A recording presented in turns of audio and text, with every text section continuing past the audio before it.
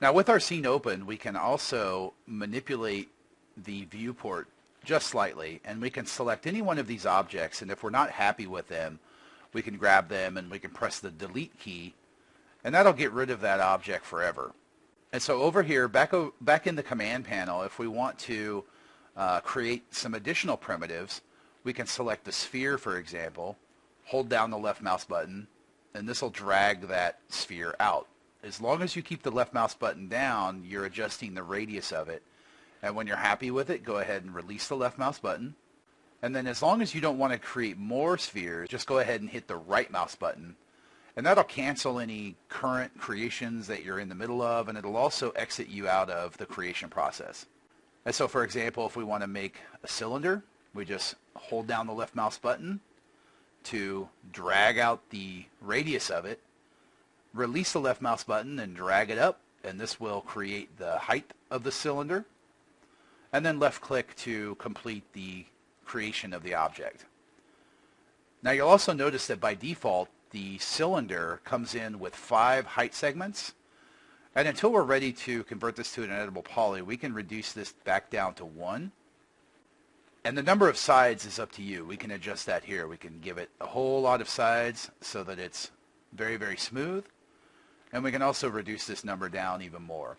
Now here inside the spinners, we can also simply double click or highlight the number value that we have, and we can type in an additional value. And so for example, if we want this to be 16, we can type that in and press enter. Maybe we want it to be 6. Press enter. And you'll notice that the cylinder updates with only 6 sides. A quick tip is that for any of them, if you right click on the spinner itself by simply hovering your mouse over any of them, right clicking, this will set the spinner and the value to its absolute default lowest setting. And so for example, with a cylinder, we wouldn't really have much of a cylinder with only 2 sides, and so 3 is the lowest number that you can go. You can't hold it down and go any lower than that. You could certainly go higher, but to reset that back down to its lowest form, all we need to do is just right-click that spinner. So let's exit out of the cylindrical creation process, and let's take a look at a few of these other primitives that we have. The cone shape is a very basic sort of a tapered cylinder that starts off with almost the exact same creation method as a cylinder, but in its last process, you can go ahead and just pull your mouse up and down to decide how thin or how thick you want the taper to be at the end, and then when you're happy with it, just left click again to end the process. The sphere is very straightforward. We've already talked about that. You just left click and hold down the mouse button, and when you're happy with it, release the left mouse button. A geosphere is almost exactly like a traditional sphere, only it's made up of triangular shapes as opposed to 4-sided polygonal shapes as you see here. And what I mean by that is a 4-sided polygon, and this here is made up of triangles. And as we get deeper into the course, you'll understand a little bit more about the differences between a triangle and a 4-sided polygon. The cylinder we've covered. The tube shape, if you hold down the left mouse button and drag it out, you start to get sort of the basics of what works very similar to a cylinder, but once you get a radius that you're happy with, you left click again and drag it up. And so from here we have sort of this tube shape which acts like a cylinder but with a hollowed out center in it. Next we can move on to the torus. By left clicking and holding down the left mouse button, you'll determine the first radius. And then if you release the left mouse button and drag it out again, you'll get the second radius. And this is more like a traditional inner tube as opposed to the tube that we have over here. If you've ever gone out on the lake, you've probably sat in one of these things. It looks like a large donut or an inner tube shape. And you can always readjust these parameters once you've created it by simply making it thicker or fatter by adjusting any one of these radiuses over here. Now the pyramid shape, very basic. It works very similar to a box to start with. You go ahead and hold down the left mouse button to drag out how thick or thin you want it to be. And when you're happy with it, you release the left mouse button and drag it up. And this helps you determine the height of the pyramid. Once you have a height you're happy with, go ahead and left mouse click, and there you go. There's your pyramid. Now the teapot dates back to some of the very old days of 3D, And it's more or less sort of a gag that you'll see in a lot of 3D applications. It's very unlikely that unless you are using a teapot for your scene that you would use it, but a large number of 3D applications actually include the teapot as sort of a throwback to the old days of the original three-dimensional objects. Now, the teapot was one of the first 3D objects that was ever created in 3D space, and many of the 3D software still include it as a nod to some of the earlier days of 3D modeling. You may not use this for much, but it's interesting to look at. It's also great for sample meshes and sample rendering and things like that. Now, a plane is not exactly what you think it is, like an airplane, but a plane is simply a flat piece of three-dimensional objects that has no depth and has no height. It simply has length and width. And so, for example, if we scroll around the bottom side of him, you can tell that he is basically completely paper thin, and it has no depth like what you see here on the side of the box. This is useful for simple floor planes and ground planes and getting started with other shapes that we can talk about later. And to create him, all you need to do is just hold down the left mouse button, figure out about how large you need it to be, and then release. And then right-click to exit out of the plane. Now up here in the top right-hand corner, if we go ahead and switch this over to extended primitives, now we can talk about some of these shapes as well. Now we won't go into every single one of these. There are quite a few of them, and there's only a handful of them that I generally will use throughout my everyday workflow. Some of them, like the torus knot, it's interesting to look at, but it doesn't have a lot of actual practical applications as far as, oh, I'm going to take this and use this and turn it into something else. It's a little bit of an abstract shape. But objects like the chamfer box, if we select that guy, hold down the left mouse button and drag him out. The chamfer box creation works almost exactly like a regular box, only once you get the height that you're happy with, if you left mouse click and then start dragging the mouse around, this will allow you to add chamfers and bevels to the edges of the box to give it a nicer, little bit of a softer shape to it. Now, if you remember back, if we press F4, this will turn the topology on and off of our meshes. And so we can see the wireframe topology, or we can toggle it on and off. Now, the chamfer cylinder works just like a regular cylinder to begin with. Again, you just hold down the left mouse button, you drag it up, and when you're happy with the height, left mouse button again, and drag down to determine how much of a chamfer you want it to have. And once you're happy with it, we'll go ahead and left click. Now this is handy too, where the parameters come into play. Over here under the sides, we can go ahead and crank that up just a little bit more. And if we press F4, we can see the topology and see exactly what's happening to it. And then here under fillet segments, we can go ahead and crank up that number. And this will really start to round off the edges considerably more. And so if we bring that number down, you can see that it starts to get a little bit blockier back to the default position. And the more we add it, the smoother it's going to look around. This is very handy if you were creating some form of like a water heater tank or some sort of cylinder that doesn't need to be as super sharp as the regular traditional cylinder, but you wanted to add a little bit of a nice softer edge to it. Now, one thing that you will notice is before I move along to the next few assets is that every time I create one, for example, if I create a whole bunch of chamfer boxes or chamfer cylinders, every one of them seems to be a different color. Part of this is because of the way that 3ds Max randomly generates the different colors that you have when you first start creating primitive objects. Now, thankfully, we can adjust this setting so that it doesn't look like Rainbow Brightland and everything is a little bit ridiculous in colors. If you have sort of a set color that you prefer, like this sort of an aqua green, greenish blue color, or maybe even these yellow colors, you can set that so that it always retains that color as you start through creating your primitives. Let's go ahead and head back to standard primitives over here along the right. And down here along the right hand side of the command panel, you'll see this little color icon, which right now is set to this purple. And what that is that's showing you, as I select each one of these objects, it's showing me the color that Max has addressed and has given that particular object.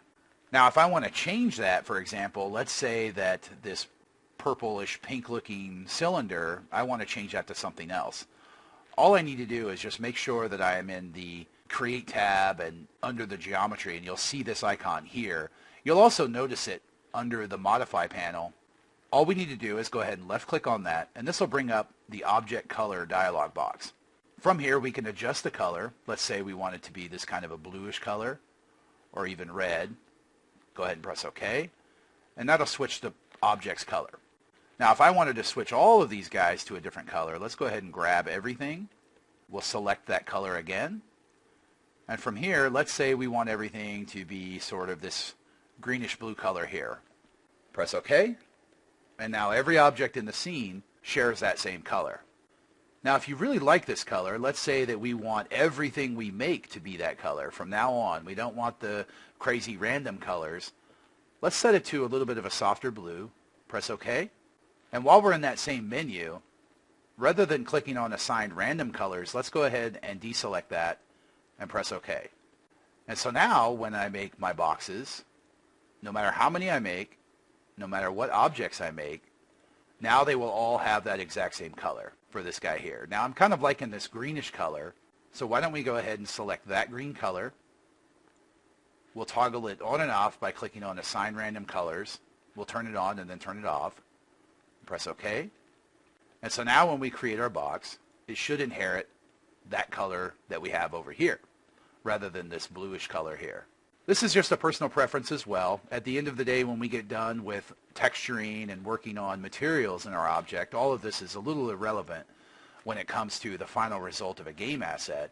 But this is a little bit better to look at rather than a whole bunch of random, crazy rainbow colors. So for now, we'll leave it at that, and we'll get back into our Create tab, make sure we're on Geometry, and we'll switch this back to Extended Primitives. There's a couple more I wanted to show you. One is the oil tank. The oil tank works very similar to the chamfer cylinder, only it's got a little bit of a sharper corner on it in the crease.